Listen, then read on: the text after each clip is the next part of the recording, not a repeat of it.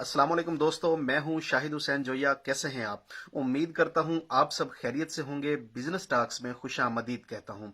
Video को लंबा होने से बचाने के लिए सिर्फ टू दी पॉइंट बात करेंगे। छोटी हैचरी बनाने का तरीका आपके सामने रखने जा रहा हूं। एक छोटी सी फिजिबिलिटी रिपोर्ट है।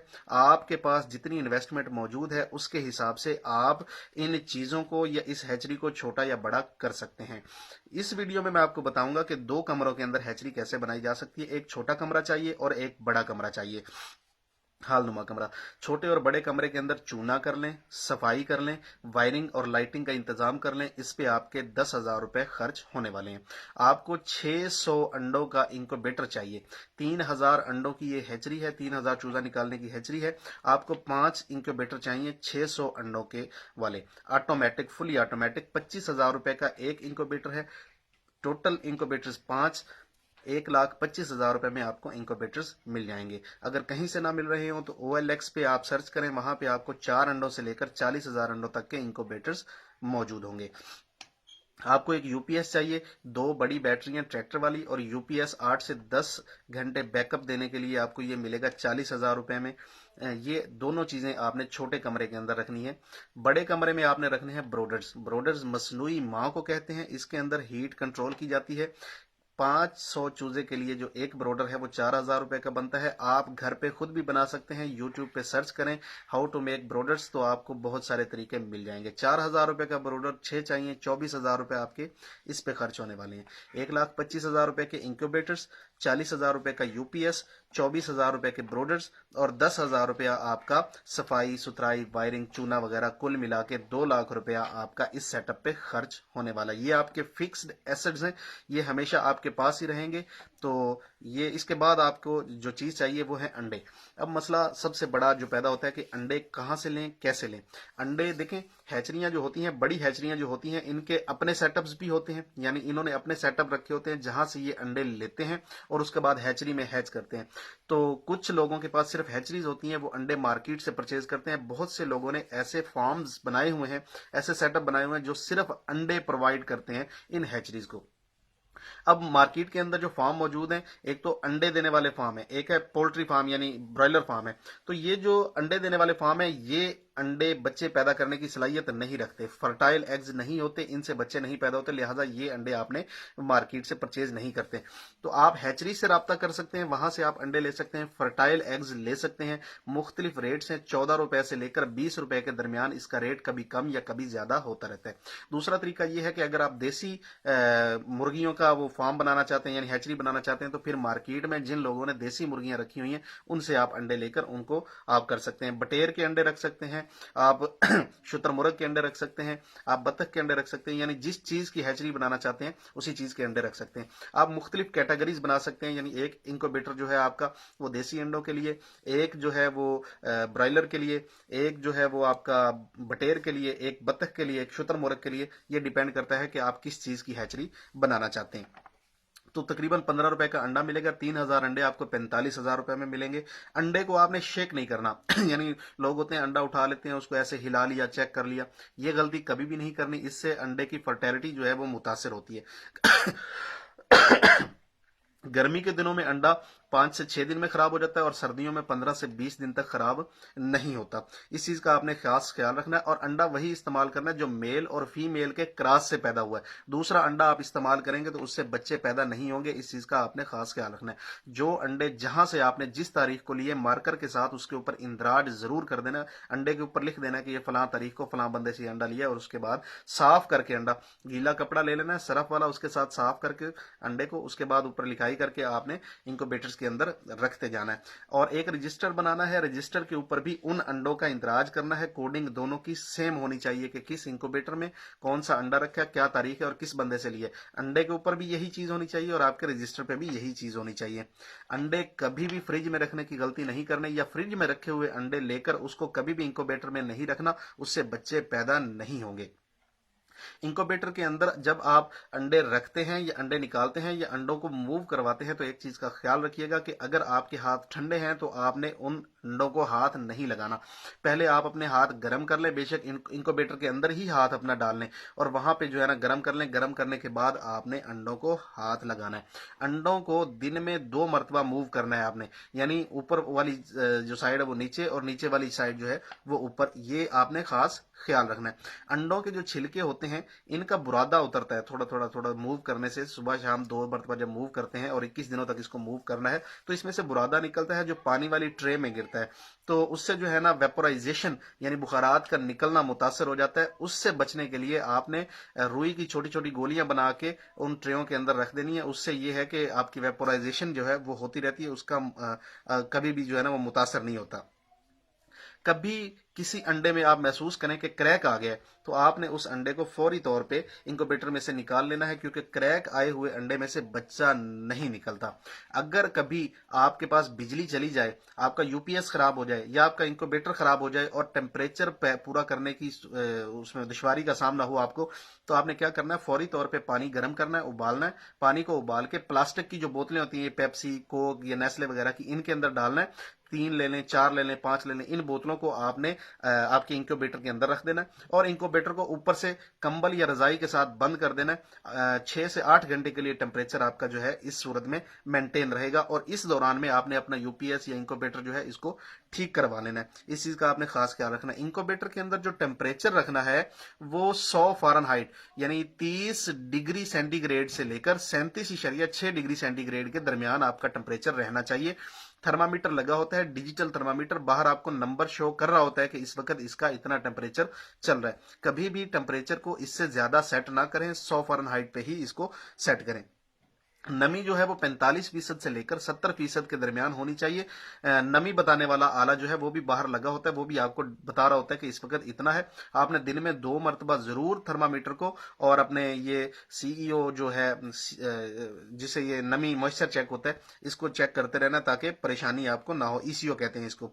अच्छा, जब आपके 8 दिन हो जाते हैं अंडे को रखे हुए, उसके बाद आप इसकी फर्टिलिटी चेक कर सकते हैं कि आपके जो अंडे हैं उनमें बच्चे बन रहे हैं या नहीं बन रहे हैं। उसका तरीका यह है कि आपने कमरे की लाइटें बंद कर देनी है, अपने मोबाइल की लाइट ऑन करके अंडे के नीचे लाइट रख देनी है और अंडा ऊपर रख के आप देखेंगे तो आपको उसके अंदर सुर्खी नजर आएगी, यानी वो सुर्ख होगा। शरियाने वगैरह जो है ना वो बन रही होंगी, वो आपने देख लेना है, लाल नहीं होनी चाहिए। अगर कोई अंडा ट्रांसपेरेंट है और उसके अंदर कोई भी कलर जो है वो शो नहीं हो रहा, रेड कलर नहीं आ रहा, तो इसका मतलब है वो अंडा आपका खराब हो गया, उसको आपने साइड पे कर लेना है।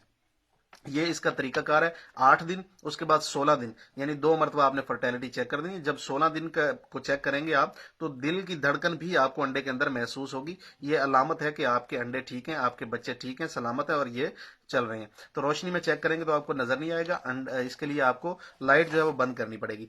बच्चे मुर्गी के 21 दिन में निकल आते हैं और बत्तख के जो है ये 28 दिन में निकल आते हैं। इस चीज का, इस दौरानिए का आपने जरूर ख्याल रखना है। बच्चे जब निकल आते हैं, 21वें दिन बच्चे निकल आते हैं, 70 से 90% के दरमियान चांसेस यही हैं कि 21वें दिन आपके बच्चे जो है ना वो निकल आएंगे। 70 से 90% जो बच्चे हैं वो 21वें दिन ही निकलते हैं। सम टाइम ऐसा होता है कि कुछ बच्चे 20वें दिन यानी 20वें दिन के आखिर में, और सम टाइम ऐसा होता है कि 22वें दिन जो है वो बच्चे निकलते हैं। ये जो 3 दिन होते हैं 20, 21 और 22, इसमें आपको हमातन यानी चौकन्ना रहना होगा। पूरी आपने तवज्जो के साथ, तनदही के साथ, बेशक इन 3 दिनों में आप अपने किसी फैमिली मेंबर को, किसी दोस्त को या इन 3 दिनों के लिए किसी मुलाजिम को भी हायर कर सकते हैं। आपने हर 30 मिनट के बाद इंक्यूबेटर्स चेक करने हैं कि उसमें कोई बच्चे निकले हैं। 30 से 45 मिनट के दौरान आपने बच्चों को इंक्यूबेटर से निकाल लेना है। टेम्परेचर तो शायद वो बर्दाश्त कर जाएं 35 डिग्री सेंटीग्रेड, लेकिन इंक्यूबेटर के अंदर जो मौजूद नमी है अगर वो 45 से ज्यादा होती है, 50, 60 और 70 तक, तो फिर बच्चों के मरने का अंदेशा होता है। लिहाजा 30 से 45 मिनट के अंदर अंदर वो बच्चे जो अंडों में से निकल आए हैं उनको आपने बाहर निकाल लेना है। सम टाइम ऐसा होता है कि बच्चे जो हैं वो अंडे में से निकलने की कोशिश कर रहे होते हैं और वो निकल नहीं पा रहे होते, उनकी गर्दन मुड़ी होती है। तो ऐसी सूरत में आपने नाखून के साथ थोड़ा थोड़ा अंडा जो है वो साइड से छील देना है ताकि बच्चों को निकलने में आसानी हो। जो अंडों के छिलके होंगे उनको आपने ऐसा करना है कि कहीं भी गड़ा खोद के उसके अंदर जो है ना आपने दफन कर देना है। इनको कहीं भी रीयूज करने की कोशिश नहीं करनी। इन चीजों का आपने जरूर ख्याल रखना है। जब बच्चे निकल आते हैं तो उसके बाद आपने इन बच्चों को, जो बड़ा कमरा है उसके अंदर जो ब्रोडर्स लगाए हुए हैं उनके अंदर आपने इसको रखना है। तो करना क्या है, ब्रोडर में आपने बुरादा रखना है, लकड़ी का जो बुरादा होता है वो, या फिर ये जो चावल या जौ का छिलका होता है ये आपने रखना है। नीचे रख के फैला के 2 से 4 इंच की तय लगा लेनी है और बच्चों को इसके अंदर रख देना है और ब्रोडर्स के बल्ब जो है वो ऑन कर देने हैं। और टेम्परेचर इसका 35 रखना है। आपने 20वें दिन जब बच्चे 20वें दिन के आखिर में जब बच्चे निकलना शुरू हो जाएंगे या हो जाते हैं, आपने उसी वक्त ब्रोडर को ऑन कर देना है ताकि टेम्परेचर जो है वहां पे मेंटेन रहे। अगर आपका ब्रोडर या ब्रोडर का जो एरिया है वो ठंडा है, अभी टेम्परेचर मेंटेन नहीं है, तो फिर कोशिश आपने ये करनी है कि अभी बच्चों को उसके अंदर ना छोड़ें। टेम्परेचर मेंटेन करने के बाद ही आपने बच्चों को उसके अंदर छोड़ना है। टेम्परेचर 35 रखना है और दिन में 4 मरतबा खुराक देनी है। पहले जो 2 हफ्ते हैं उसमें 10 ग्राम खुराक फी बच्चा जो है वो एवरेज पर डे खाता है, इस चीज का आपने ध्यान रखना है। 4 हफ्ते में टेम्परेचर आपने 25 कर, अपना 2 हफ्ते बाद आपने टेम्परेचर इसका 28 कर देना है और खुराक 20 ग्राम कर देनी है। चौथे हफ्ते में आपने इसका टेम्परेचर 25 कर देना है और खुराक 3 मरतबा 25 ग्राम के हिसाब से देनी है। अब आपको एक चीज बताता चलूं, अगर आपने ब्रायलर रखे हैं, ब्रायलर चूजा है, ये आपने देना है, या फिर आपने अंडे देने वाला जो ब्रीड तैयार की है ये देना है, तो फिर आपको पहले ही दिन यानी 21वें दिन सेकंड हाफ में या 22वें दिन फर्स्ट हाफ में आपने इन बच्चों को डिस्पैच कर देना, निकाल देना है।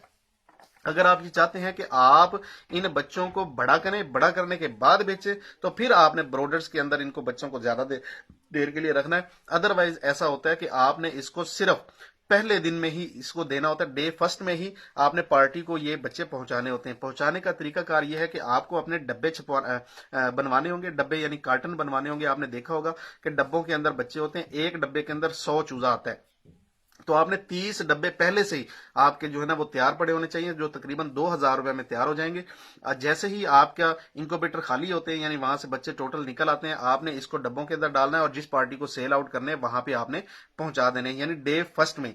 लेकिन अगर आपका प्रोग्राम ये है कि आप बच्चों को 1 महीना के करके बड़ा करके यानी बेचना चाहते हैं, खा वो गोश्त के पर्पज से, खा वो अंडों के पर्पज से, खा वो यानी वैसे ही यानी आप खुद पालना चाहते हैं, तो ब्रोडर्स में आपने इसको बड़े ज्यादा दिनों तक रखना है। अदरवाइज आपको ज्यादा दिनों तक रखने की जरूरत नहीं, ये पहले दिन में ही आपने इसको डिस्पैच कर देना है। ठीक है जी। अगर आपने खुद रखने हैं बच्चे, खा वो मोर के बच्चे हैं, खा वो बत्तख के बच्चे हैं, खा वो मुर्गी के बच्चे हैं, तो एक चीज का ख्याल रखिएगा, जिन बर्तनों में पानी और खुराक डालनी है उनको एंडी स्प्रे के साथ जरूर धो लेना है। कभी भी आपने बच्चों को हाथ धोए बगैर नहीं उठाना, आपने अपने हाथों को एंडी स्प्रे के साथ जरूर धो लेना है। और कोशिश ये करनी है, कोशिश नहीं करनी, ये करने ही करनी है कि आपने डे फर्स्ट में ही एंडी स्प्रे का एक एक कतरा जो है वो तमाम चूजों को पिला देना है। उससे जो मेजर बीमारियां होती हैं उसका खतरा टल जाता है। इन केस अगर आपने इन बच्चों को रख लिया है, पालना चाहते हैं 2 हफ्ते या 4 हफ्ते, या बड़ा करके बेचना चाहते हैं, या आपके पास बिके नहीं, किसी भी वजह से आपके बिक नहीं सके, कोई ऑर्डर कैंसिल हो गया खुदा ना खास्ता, तो आपको बच्चे ये रखने पड़ गए हैं और इस सूरत में अगर पेचेस लग जाते हैं बच्चों को, तो आपने फौरी तौर पे फ्लैजल का सिरप इन बच्चों को पिला देना है। इससे आपके बच्चे जो है ना इंशाल्लाह बड़ी बीमारियों से महफूज रहेंगे। अब बात करते हैं कि इस सारे प्रोसेस में आपके टोटल इन्वेस्टमेंट कितनी हो चुकी है। आपका फिक्स्ड एसेट जो है वो इंक्यूबेटर है, 1,25,000 रुपए में 40,000 रुपए का आपका यूपीएस है। उसके बाद आपके ब्रोडर्स 25,000 रुपए के हैं और वाटर चूना वगैरह और सफाई वगैरह और अंडे वगैरह आने जाने का जो खर्चा कुल मिला के ये तकरीबन आपका 10,000 रुपए, टोटल 2 लाख रुपए की आपकी फिक्स्ड एसेट है, तो एसेट्स हैं। उसके बाद आपके चूजे 45,000 रुपए के हैं, बिजली का बिल आपका 10,000 रुपए है, बुरादा 1,000 रुपए का है, जो डब्बे प्रिंट करवाए वो 2,000 रुपए के हैं, ट्रांसपोर्टेशन यानी बच्चों को अगली पार्टी तक पहुंचाने का खर्चा 2,000 रुपए, कुल मिला के 60,000 रुपया खर्चा हुआ, यानी 2,60,000 रुपए में आपके चूजे तैयार हुए तमाम एक्सपेंसेस शामिल करने के बाद। अब बात करते हैं ये बिकेंगे कितने के। इस वक्त करंट जो रेट चल रहा है वो 31 रुपए चूजा चल रहा है। ठीक है, ब्रॉयलर की बात कर रहा हूं। जो अंडे देने वाले लेयर हैं ये 30 रुपए से लेकर 34 रुपए के दरमियान फ्लोट कर रहा है, यानी 31 रुपए ही एवरेज लगाया जाए। 31 ज़रब 3,000 इज इक्वल टू 93,000 रुपया। 60,000 रुपए के आपके चूजे थे यानी तैयार हुए 45,000 रुपए में, यानी अंडे लिए आपने, 10,000 बिजली का बिल भरा 55,000, 1,000 का बुरादा 56,000, 2,000 रुपए के डब्बे 58,000 और 2,000 रुपए ट्रांसपोर्टेशन, 60,000 रुपए में आपके 3,000 चूजे तैयार हुए और बिके 93,000 रुपए के।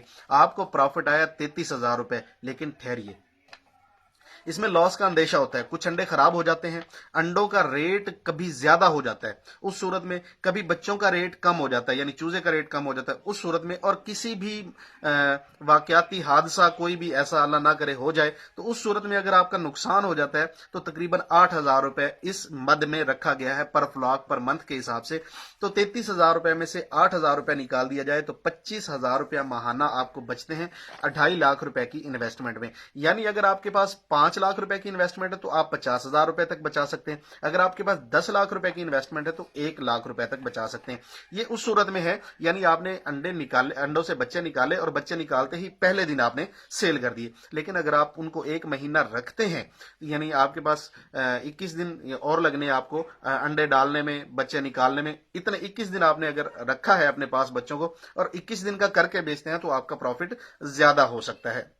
अदरवाइज अगर आप पहले दिन ही बेच देते हैं तो आपका प्रॉफिट इतना मतवक्के है। तो ये बड़ा जबरदस्त काम है। बहुत से लोग पाकिस्तान में और पाकिस्तान से बाहर, इंडिया में, बांग्लादेश में, इन मुल्कों में बिलखसूस जिसको हम बर्रे आजम बर्रे सगीर कहते हैं, इसमें बहुत से लोग जो है मिनी हैचरीज बना के बैठे हुए हैं और अपने कारोबार कर रहे हैं। इसमें ज्यादातर लोग ये करते हैं कि गोल्डन और मिस्री जो मुर्गियां हैं इनके बच्चे निकालते हैं, उनको जब 1 महीने के हो जाते हैं तो बेच देते हैं।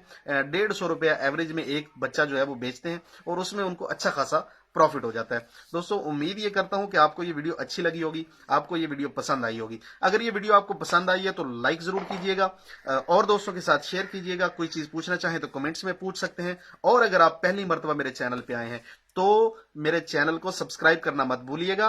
ये मैं बहुत कम वीडियोस में कहता हूं कि मेरे चैनल को सब्सक्राइब कीजिएगा, और अगर आप मेरे सब्सक्राइबर हैं, आप ऑलरेडी मेरे चैनल को सब्सक्राइब कर चुके हैं, तो इस चीज को यकीनी बनाइए कि सब्सक्राइब का बटन दबाने के बाद जो बेल आइकन शो होता है उसको आपने जरूर दबा दिया है। दुआओं में मुझे याद रखिए। शाहिद हुसैन जोया, अल्लाह हाफिज, पाकिस्तान जिंदाबाद।